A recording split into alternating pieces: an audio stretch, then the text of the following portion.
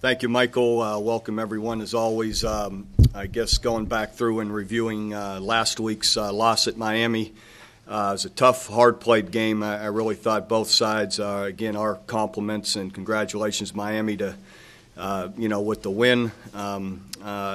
Again, I thought overall, that it was. I really thought our players had great effort, toughness, played physical, and for the most part throughout the night, I thought in some areas, going back through reviewing the tape, we still are making some errors and some missed assignments that really, one or two on either side of the ball really, don't give us much of an opportunity to win in a tight game where, if you're able to make one or two different plays or not make a mistake, you have a much better opportunity to win. But, again, Miami made those plays. We weren't able to, and in the end you end up 1 point short and with a loss. But I still feel that there's a lot moving forward. Obviously, we've had to overcome some difficult circumstances due to injury. But I truly, watching that game, do not believe that is a reason to not win the game. Again, some of what we're asking our players to do and what we worked on are some fundamental issues that we could easily correct, could have easily made those plays, and if we do, again, our opportunity to win is much different, and regardless of injury. So I still feel this team has a lot in front of it, and we still have an opportunity starting this week with Baylor, moving through 8 straight Big 12 games. Hopefully to have a strong and good year.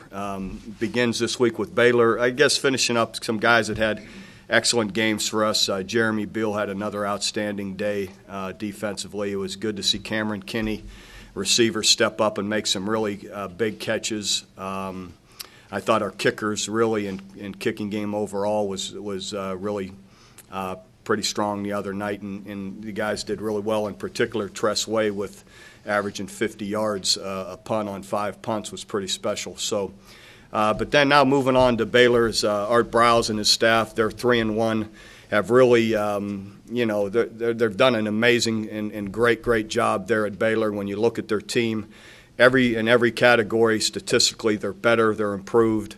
They're playing really good defense overall, even working through some quarterback injuries like we've had to. They've still managed to be very productive offensively. They really do a lot offensively with personnel and formations, and then really make you work to understand their offense and to be in position to defend it. And so just solid overall, as a team. And again, they're doing a great job. So another big challenge with our first Big 12 game here this weekend, and hopefully, though, our guys yesterday had a great attitude in how they practiced, and I've said that all along. There's anybody hanging their head. We're very aware after watching tape. Here are areas that we can, we could make a difference. They are correctable if we'll have the attitude to correct them and to hopefully be more detailed in those situations when they come again. And so we'll keep working to make improvement. How's your offensive line playing, and who's grading the highest? Oh, it's playing well. A guy that was encouraging, that had one of the best games the other night, was Brian Simmons. Had a really good night. And it's been it's just been inconsistent. Trent Williams, for the most part, has played well through the year. But the other night, they really do well for there's a good period of time. For instance, the last drive, we get the ball at the 50, we run 2 straight run plays for 20 yards, and we got the ball at the 30, and then the next couple of runs we miss a few people cross our face and penetrate and foul up the run game in the back. So it's inconsistent. At times it's really strong and good. I think we ran the ball for 45, 50 yards, which is a good night. But then when you have to have it, we miss a block or two or let someone cross our face, then it isn't. So it just needs to continue to be more consistent. Bob, could you talk about your offense and whether or not you feel like it's being wide open enough, you're taking enough chances in the offense, or do you feel like you're being conservative at all? I think we're operating like we have for the last couple of years, and that was the first I heard of that talk yesterday. But in the end, we're in a situation where we're managing some things, and you want to take the last two drives in the fourth quarter. We do throw the football on second and 5 or so in the previous drive, and we have a holding and an incompletion. And like I said, then you get the ball at the 50, you run the ball 2 times, and you get the ball to the 30. You get 20 yards on 2 straight runs. You fool yourself into thinking you're running it pretty good, or you have evidence that you're running it pretty good, and you're going with a couple of your best players in DeMarco Murray and Chris Brown. So, in the end, the hindsight's always 20/20, and it's a lot easier to change your mind on Monday than it is during the game. So I think we're calling the plays and working our offense like we have for the last couple of years, and it's been very successful overall. We were 1 point different from Miami the other night and 1 yard different from their total offense. So in the end, it wasn't good enough. Coach, much of the talk has been the quote-unquote criticism about the offense. But what about your defense, which didn't stop BYU when they had to and didn't stop? Exactly. It deserves to be criticized because it needs to be better.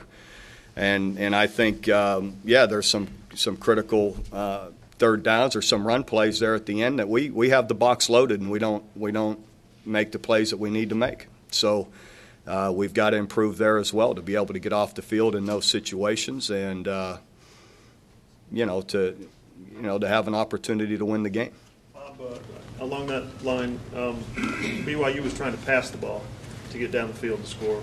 Miami's trying to run the ball, run the clock out to keep you guys from getting the ball. Is there a common thread in why you couldn't get guys stopped?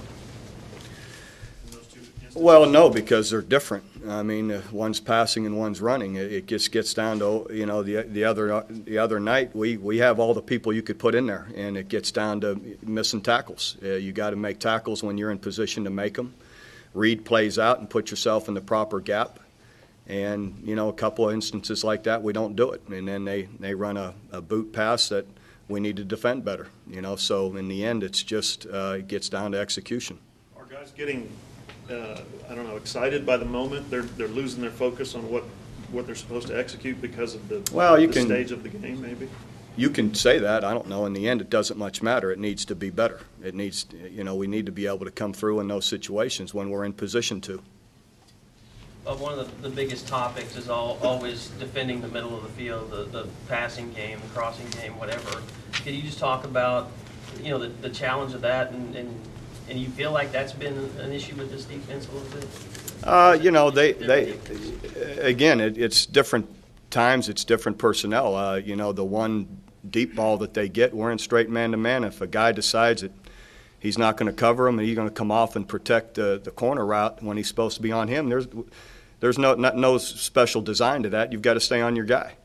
The other parts are, sure. I mean, if they, the other touchdown where they stick it in there to the tight end, we've got to defend it better. We've got guys that are in position to do it. They get attracted by a shorter route and come upfield instead of staying back on it. That's how it goes. The other one was contested well. The other time we're draped on the guy with 2 guys and he catches it. He makes a great play. So, we're in coverages that ought to be able to handle it. Bob, can you talk about the mental toughness and focus with some of these errors? One of the players was talking a moment ago about the crowd intimidating, and that was a reason for a couple of the busts, and I was a little bit surprised. Yeah, that's surprising to me as well because, once you're out there competing, I'm surprised anyone even hears, the crowd. So in the end, if it is, they need to grow up and handle it. It's not going away, and I don't know. To me, that's a little bit too much of an excuse for me. In your coaching career, you ever had a month like this with 2 1-point losses, the injuries, the key people? No, probably not. The only thing, close was, a few years ago when we lost AD and we had to remove our quarterback, and, that whole situation was similar, but not quite what these injuries, no. Bob, what's your thoughts on the play of your receivers and how if they're stepping up? Are you satisfied with? Again, I thought Cameron Kinney, really showed some signs that are really positive for us if he'll continue to to compete that way, and he can only, you would think, gain confidence from that, from being on the road at Miami and playing like he did. Brandon Caleb continues to be consistent in how he plays, and hopefully some of these other guys can step up. They need to. You mentioned the 06 team, and they had a couple losses early on that bounced back and won the Big 12 title. What can this team learn from what that 06 team dealt with? Well, just to not accept the excuses. I'm not sitting here foolishly that I don't understand we're in a difficult, that we've had some difficult injuries. All right, so I do understand that, but I still feel, as in the other night, where we could have made a difference had nothing to do with injuries, and that's where we have to be more efficient and better. And if we are, we'll have a chance to win every game. But every team we'll play will have a chance to beat us too. So we've got to be more disciplined and efficient in all these areas that that we maybe in the past, when you're putting up 60, you can overcome it. But now that isn't the case, and we have got to be more just focused in all the little areas and make plays that we're capable of making when we're in position to make them. And that's, like I said, we're just talking a couple the other night that made a major difference in the game. Did you see that 06 make a mental turning point because you guys were playing so well at the end of the year? I felt sure about midway. I think probably when we went to Missouri that year was a huge because I think most people didn't think we would beat them, and our guys really played well. We didn't that year we didn't blow anybody out. We were in fist fights every week, and they really they handled it well. They did, and I thought they got. That year in that game was kind of the turning point that, hey, we can do this, and they got that feeling that they would. The seeds from that team that grew from that team seemed to come from the 2005 team and the difficulties you guys had in 05, replacing a bunch of offensive linemen, replacing a bunch of wide receivers. Any similarities to this season in the coaching aspect, and that how to adapt, how to adjust, how to change things to when you've got all new linemen, all new receivers? Well, I guess there's similarities as coaches. You're always analyzing your team and what are our weaknesses, what are our strengths, how do we play to our strengths and avoid these weaknesses. And so that's why we're constantly through practice and watching tape at night trying to evaluate what's our best direction, and it's been challenging. You don't know until you get out there on the field, right? I mean, in a game setting. Well, to a degree, yeah. You can anticipate what you expect, and then then you have to adjust when you see it.